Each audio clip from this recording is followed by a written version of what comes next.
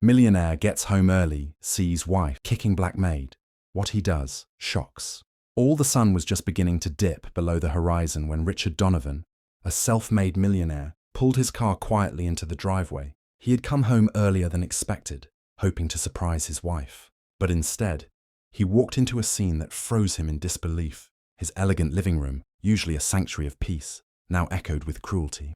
His wife, Evelyn, was towering over their maid, a black woman named Grace, her polished heel driving mercilessly into Grace's side. For a moment, Richard's world stood still. He realized he wasn't witnessing a domestic squabble. He was witnessing something far darker. Before we continue this story, go ahead and subscribe to our channel and like this video, so we can bring you even more amazing stories like this one. Richard Donovan's life was the kind many envied. Born to a working-class family, he clawed his way to wealth through years of grit, determination, and brilliance in the business world. By the time he was 40, he had amassed a fortune, owned several companies, and lived in a sprawling mansion that represented his triumph. To the outside world, Richard had everything: wealth, power, and a stunning wife. Evelyn Donovan was known for her beauty, her taste in fashion, and her icy demeanor. Richard often overlooked her sharp tongue and cold remarks, excusing them as quirks of personality. He had always believed that people softened with time and comfort. But he was wrong. Evelyn's sense of superiority only grew with each luxury she acquired. Grace, their maid, was the quiet backbone of the household. Originally from a small town in the south, she had moved to the city to support her family. Despite her humble wages, she carried herself with dignity. Grace was efficient, kind, and respectful, a woman whose presence made the house feel more like a home. On this particular day, Grace had been cleaning the living room, unaware Evelyn was watching with simmering disdain. Evelyn never liked Grace. To her, Grace's skin color was a constant reminder of a world Evelyn preferred to look down upon. When Grace accidentally knocked over a decorative vase, Evelyn's contempt erupted into violence. Richard had returned home early, planning to enjoy a quiet evening. But what he saw instead was his wife, unleashing a torrent of hatred and brutality. His heart pounded as he realized this wasn't just cruelty. It was racism, raw and venomous, playing out right in his own home. And Richard knew his next move would change everything.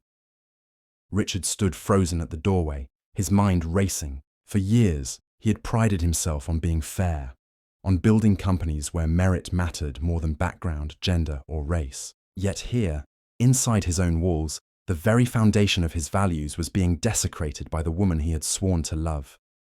Evelyn's words lashed out like knives. Clumsy, worthless, ungrateful, she hissed at Grace, each insult dripping with venom. The vase lay shattered on the floor, but the real fracture was deeper. Grace's dignity was being ground under Evelyn's heel. Grace didn't fight back. She stood silently, clutching her side, her eyes glistening with tears she refused to let fall. That silence was more powerful than any scream. It spoke of a lifetime of endurance, of surviving insults and injustices that no human should bear.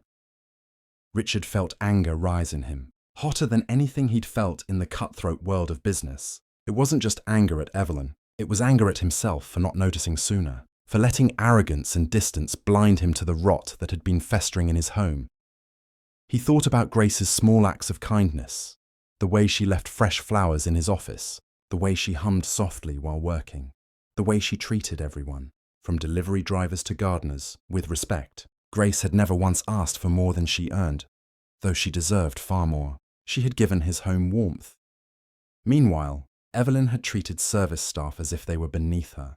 Richard remembered countless dinners where she rolled her eyes at waiters, countless moments where she made subtle comments about people not fitting in. He had dismissed those signs, chalking them up to poor manners. But now, watching her physically attack Grace, he could no longer deny the truth. Evelyn's cruelty wasn't accidental. It was rooted in hatred. Richard's fists clenched. His mind wasn't just on the woman being beaten. It was on his own integrity. What did it mean to build companies where diversity was celebrated if he let racism thrive under his own roof? Evelyn finally noticed him standing there. She froze, her face pale, as though she'd been caught stealing. But instead of apologizing, she straightened, her voice dripping with arrogance. "Richard, she broke your vase. Someone had to teach her a lesson." Grace stood silently, trembling but unbowed. The air was heavy, waiting for Richard's judgment. He realized this was no longer about a broken vase or a moment of temper. This was about justice. This was about who he truly was, when faced with evil not in the world, but in his own home. And he knew doing nothing would make him complicit. The silence that followed Evelyn's words was deafening. Richard's chest tightened as years of denial crumbled away. His wife's cruelty was not a slip of temper. It was who she was at her core. He walked slowly into the room, his polished shoes crunching on shards of broken porcelain. Evelyn looked at him expectantly, assuming his loyalty would shield her. But Richard's eyes were fixed on Grace, who stood wounded yet dignified. "Grace," Richard said softly, his voice trembling with both rage and sorrow. "You don't deserve this. Not from anyone, and certainly not in my home." Evelyn's eyes widened. "Richard, she's a servant." "No!" He cut her off sharply, his voice thundering in the room. "She's a human being, a woman with dignity. More dignity than you've ever shown."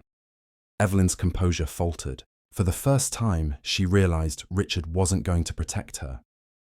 Richard pulled out his phone and, without hesitation, called his lawyer. Evelyn's smugness turned to panic as she realized what was happening. He wasn't just angry, he was ending everything. "Draft the papers," Richard instructed coldly. "Effective immediately. Divorce, full separation. She's out." Evelyn's gasp echoed through the room, but Richard didn't look at her. Instead, he turned to Grace. "You're not the one leaving, Grace. She is."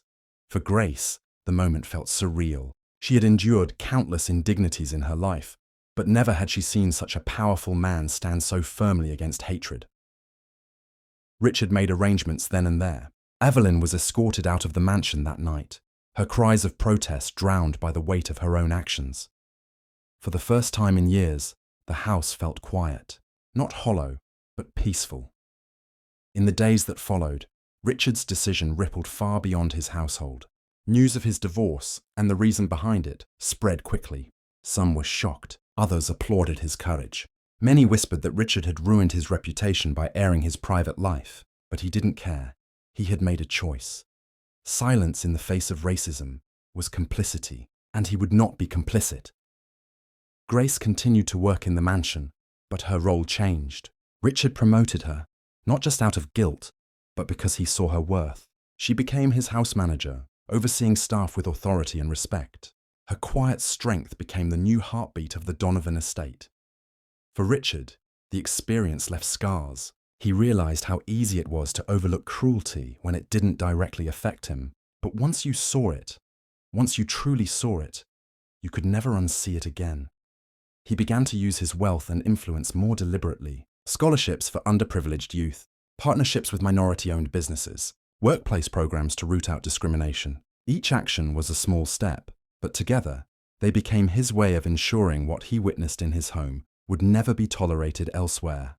And Grace, she carried herself as she always had, with dignity, but now she no longer bore the weight of silent suffering. She knew someone had seen her pain and had chosen to act. Richard often reflected on that night, the night he came home early. He had expected to find a quiet evening. Instead, he uncovered a truth that shattered his marriage, but rebuilt his soul. Sometimes, the greatest battles against injustice aren't fought in courtrooms or boardrooms. They're fought in our living rooms, in the silence of our choices. And as Richard looked at Grace arranging fresh flowers in the hall, he asked himself, and silently asked the world, what kind of person are you when no one is watching?